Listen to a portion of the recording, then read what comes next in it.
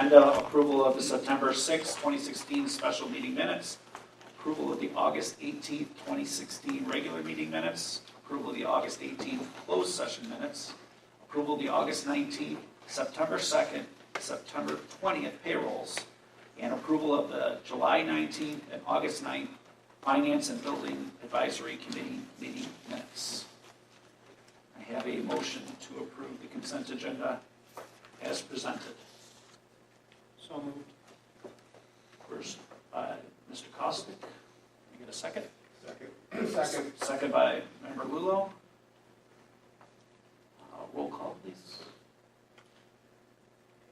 Mr. Lulo? Aye. Mr. Kirking? Aye. Mr. Kostick? Aye. Mr. Luchetti? Aye. Mr. Kozel? Aye. All right, moving on to awards, presentations, and/or recognition. Curriculum and instruction update. Tim? So a little bit of an introduction to where we're headed tonight. We're going to talk a lot about music and what music does in the community and even beyond the community. So I'd like to start with a little 60-second video, and then we'll introduce our music department chairs.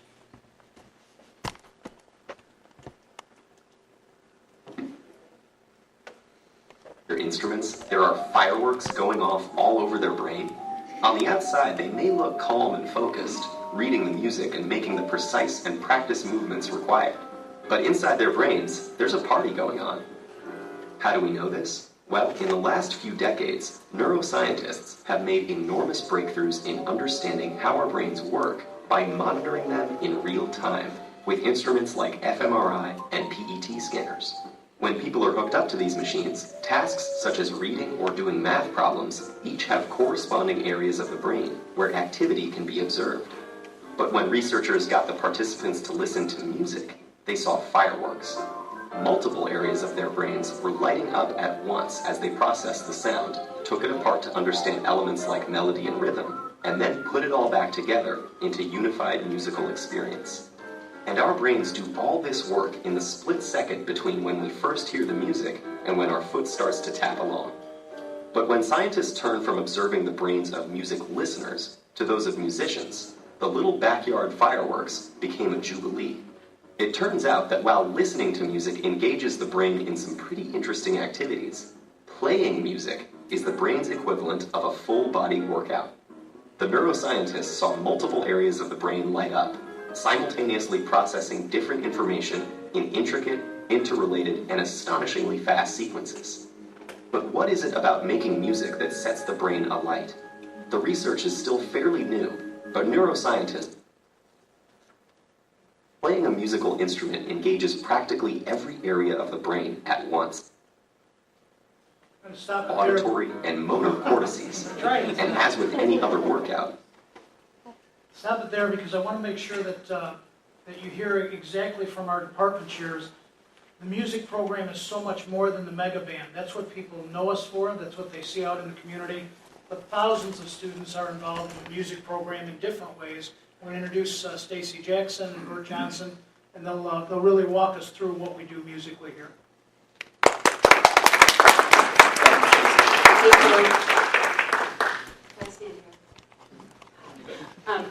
I was going to bring my bass and do a demonstration, but a lot of people said no.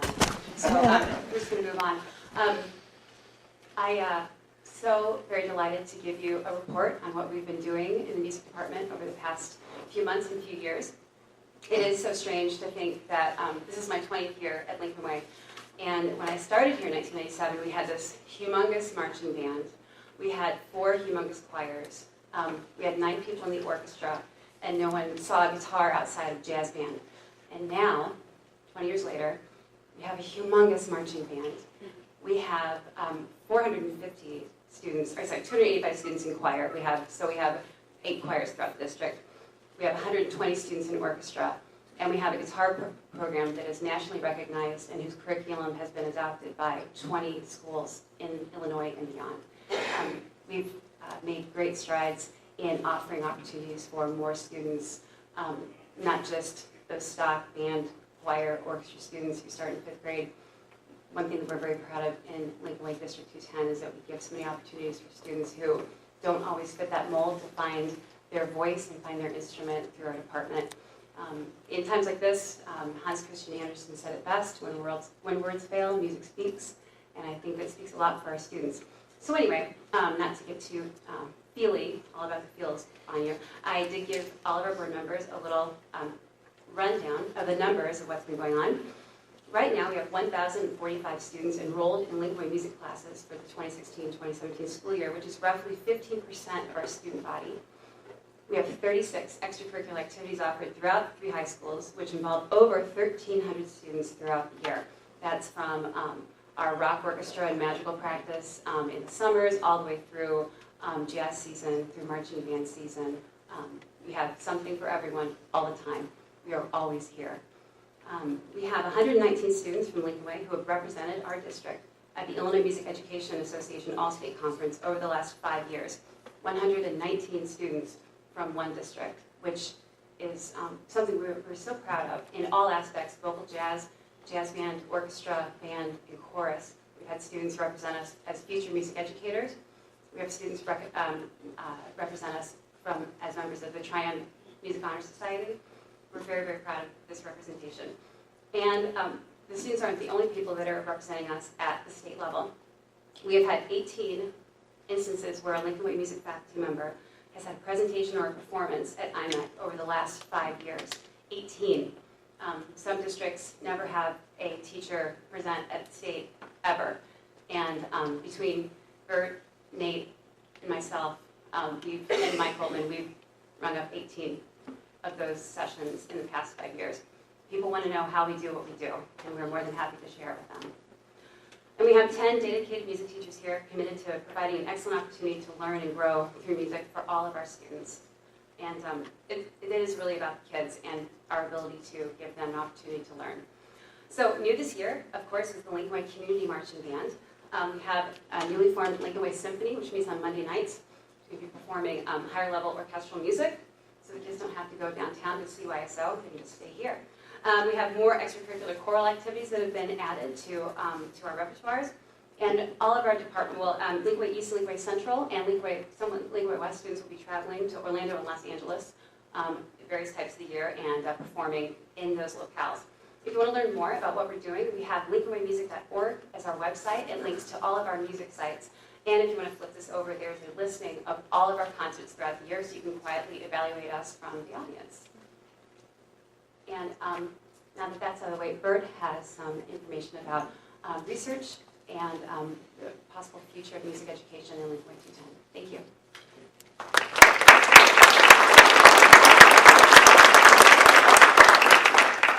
I was told I had an hour, but it doesn't seem like I have that much time, so I'll try to be brief. The first thing that struck me about that video was there was something about working out in there, and I'm pretty sure the kids in the audience were like, I can get out of PE if I go into music. Maybe that's the way to do it. They should do PE. I mean, trust me, I should too.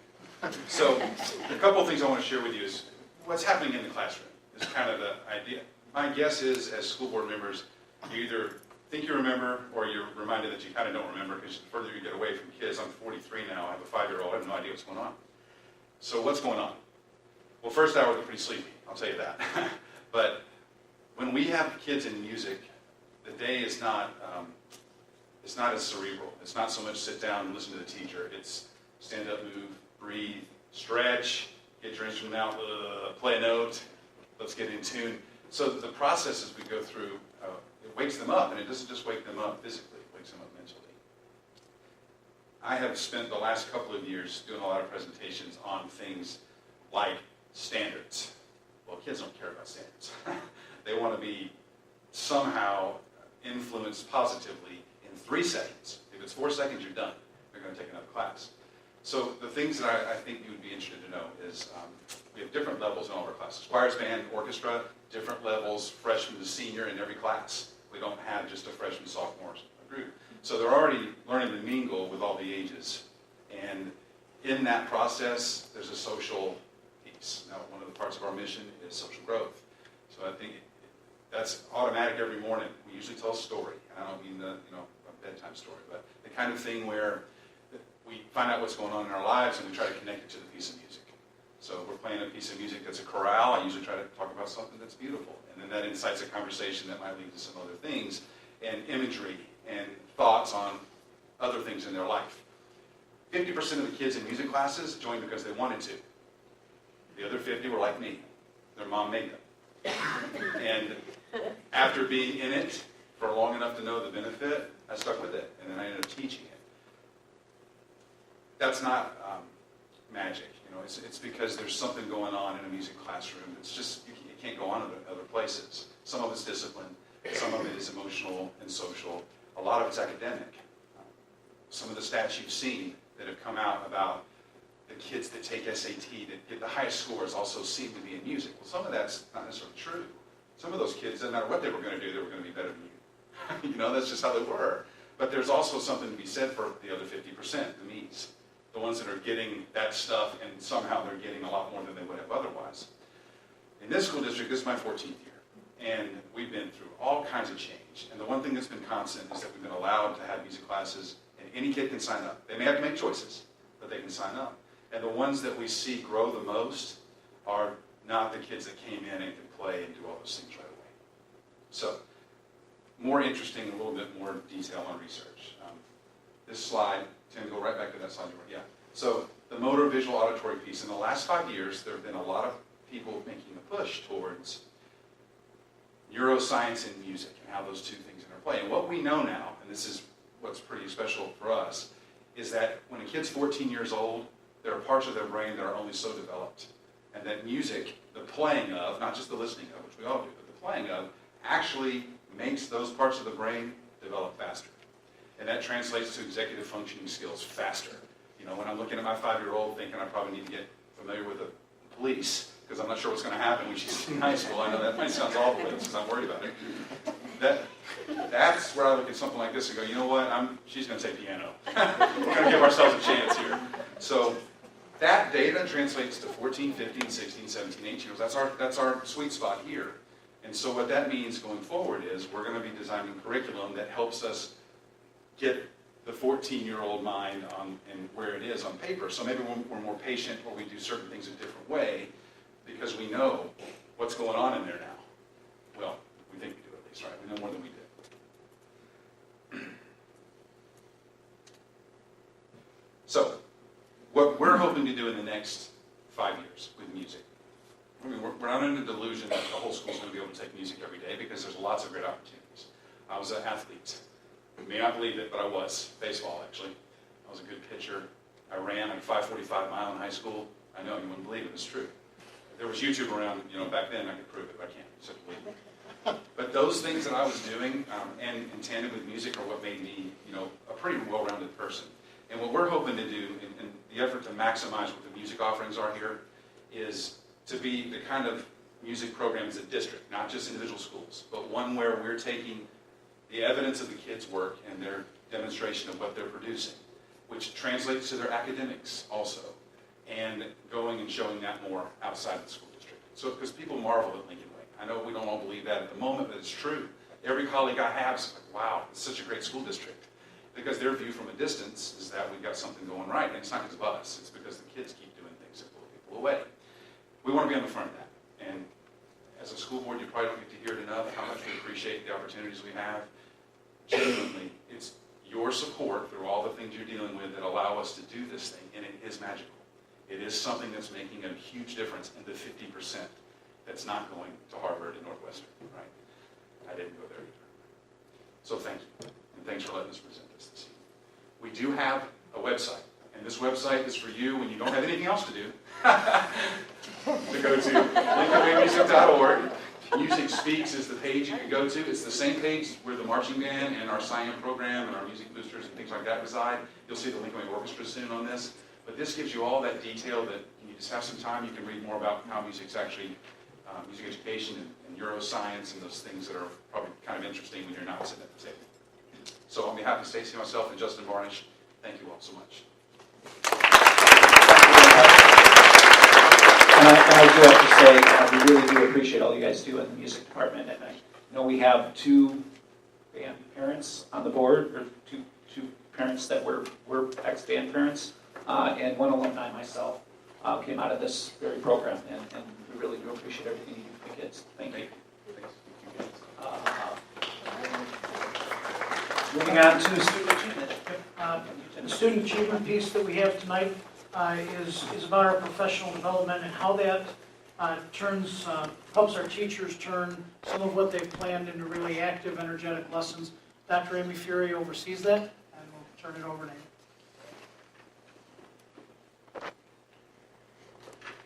Good evening. One of the many ways we do provide professional development for our faculty and staff is through our morning, our before school, or what we call our AM sessions, where teachers have the opportunities to come together for information sharing, for presentations, and other workshops. Last year, each of our morning sessions focused on classroom strategies that promoted student-centered active learning. We know that when students are active, up and moving, and engaged in their learning, and not just simply receiving information, student achievement significantly increases.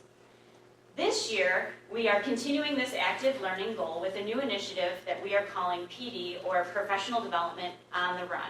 PD on the Run is designed to share timely, relevant information, articles, and videos with our staff in order to continue to share ideas for highly engaging classrooms. Each article or video is emailed to our faculty where they can access them on their own time, because we know everybody is very busy, and that on the run is the concept where they can access it when they have their own time from being on the run. So for example, one of the very first PD on the Run articles was sent before the beginning of the school year. Welcome everyone back, and sharing creative, efficient ways to learn student names at the beginning of the school year. Another one was sent on the first day of school, sharing many ways to build class community and begin to learn with each other in the classroom, meet and greet, students meeting each other. And yet another was a short video on how to check for student understanding with Twitter-style written responses from students. These are all just examples of some of the things that we've been able to provide with teachers through email when they can access it, like I said, on the run. Each article or video shares active ideas for teachers to further engage students in their learning, and the whole idea, like I said, is that they can access them even when on the run. So we've been talking about student-centered learning, we've been talking about student engagement and active learning, but what does that really look like at Lincoln Way? We saw some pictures of students in music classes, to be sure, that is definitely most active. Well, it can definitely look a lot of different ways. It can include technology or creative activities that get students moving, or even presenting to their peers. Hands-on engagement, full of discovery and creative. There's usually lots of talking and sharing, moving and interacting, making. I told you this is the best part of my job, and this is by far. Getting into the classroom, seeing students at work. These students here actually created parachute devices, and they're testing them and with their hypothesis, and you see what happens next. They launch them right off the balcony. Talk about a lot of hands-on learning. Our teachers do a phenomenal job making learning creative. It really makes it come alive. This is by far one of the strengths and definitely part of our Lincoln Way High achieving culture. Thanks. One of the highlights of our board meeting is our student council presidents. From Central, I have Joseph and Kelly. From East, Kylie and Raj. And from West, Mitchell and Samantha. Who'd like to go first? Mitchell, you're the veteran. Show them the way here.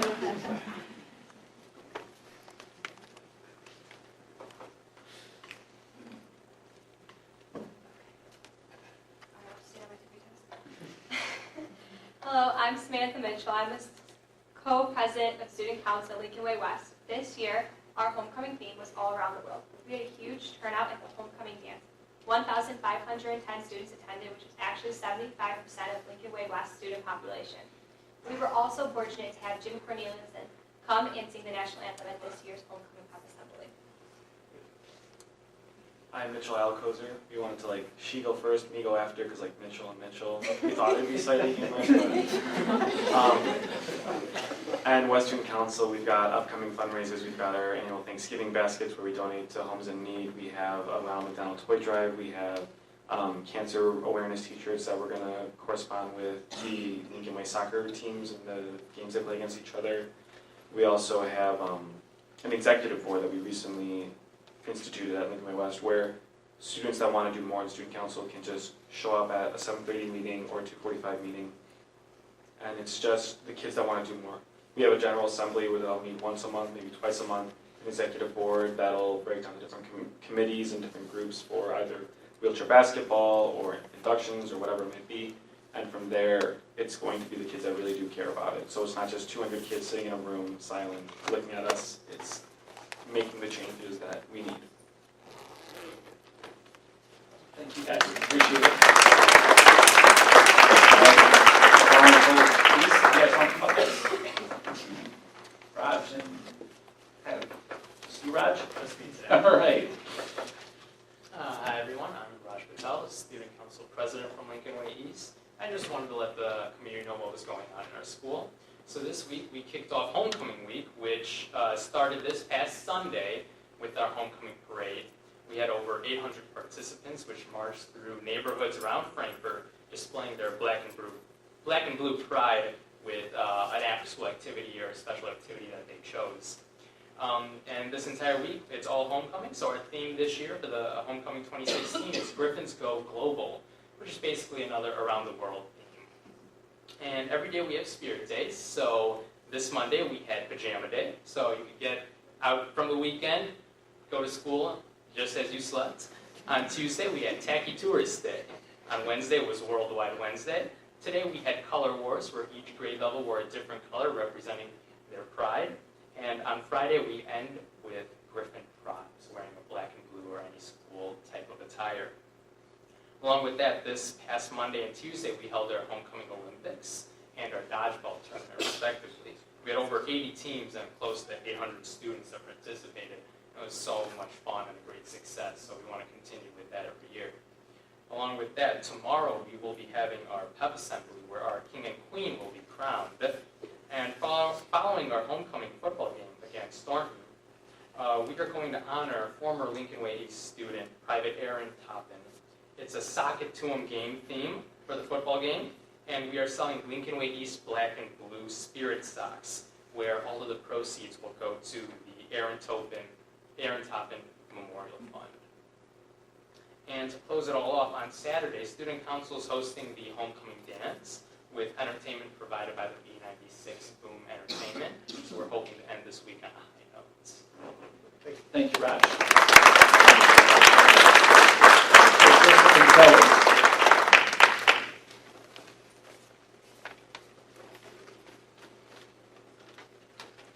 Hello, I'm Joey Donasso, and I'm one of the co-presidents at Lincoln Way Central.